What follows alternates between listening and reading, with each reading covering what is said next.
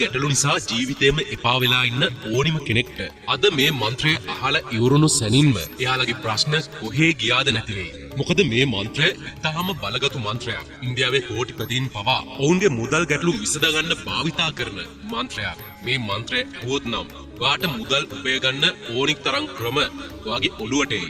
හදිසි ධනලාභ ලොතරයි දිනුම් වගේ දේවල් වාට නිතර ලැබේ. ධනයට අධිපති වෙන කුවේර දෙවියන් වගේම ධනයට අධිපතිනිය වෙන ලක්ෂ්මී මෑණිය වෙනුවෙනුත් මේ බලගතු මුදල් මන්ත්‍රය ගායනා කරනු ලබනවා. මේ මන්ත්‍රය හැමදාම වාගේ ව්‍යාපාරික ස්ථානයේ වාදනය කරලා තියෙනවා නම් වාටම දැක ගන්නට පුළුවන්. වාගේ වෙළඳ සැලට වෙනදට වඩා පාරිභෝගිකයන් ඇදිලා එන බව.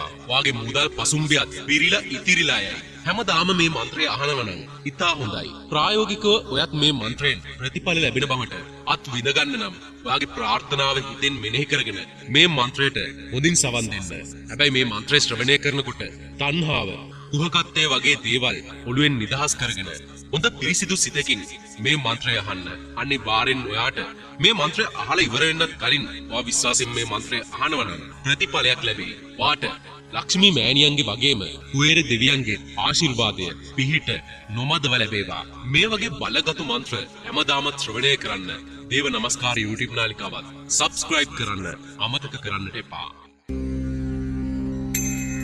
Om Hrim Shrim Hrim Shrim Kuberaya Ashtalashmi Mama Grihdanam Puraya Puraya Namaha.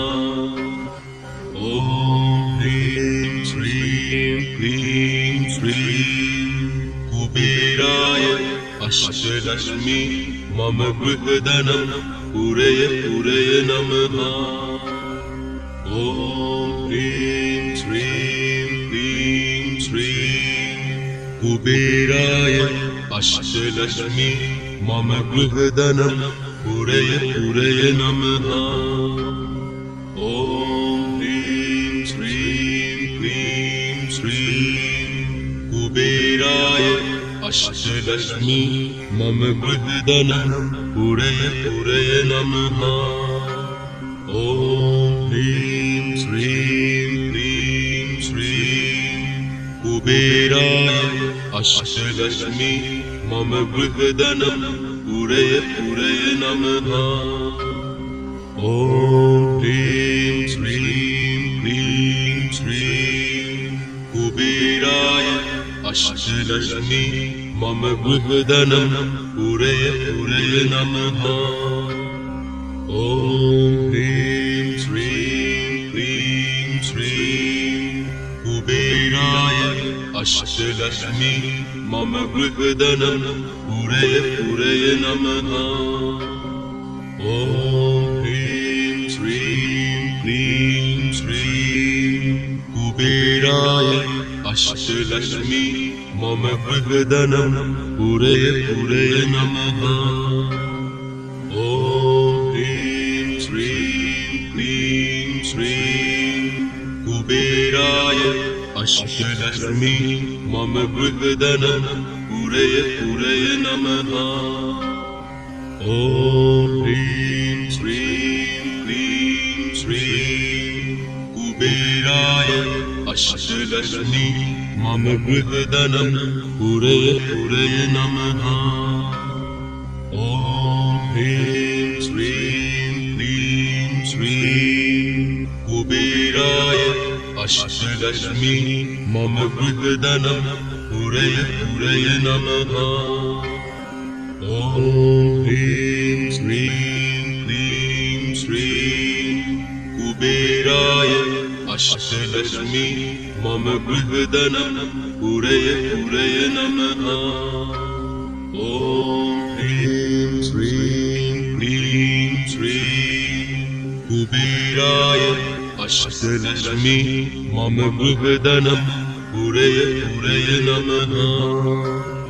Om Hrim Shrim Hrim Shrim Kuberaya Ashtalashmi Mama Grihdanam Puraya Puraya Namaha.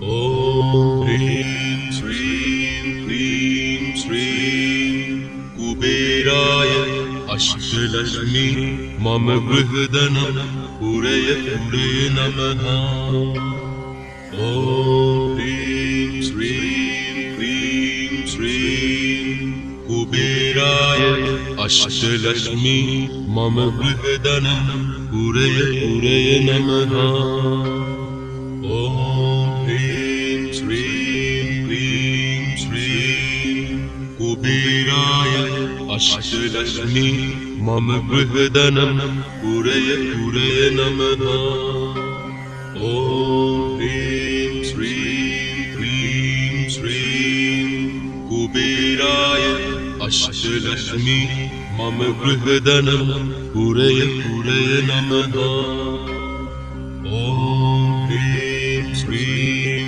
Cream श्रीं कुबेराय अष्टलक्ष्मी मम गृहधनं पुरय पुरय नमः ॐ ह्रीं श्रीं क्रीं श्रीं कुबेराय अष्टलक्ष्मी मम गृहधनं पुरय पुरय नमः ॐ ह्रीं श्रीं क्रीं श्रीं कुबेराय अष्टलक्ष्मी मम गृहधनं पुरय पुरय नमः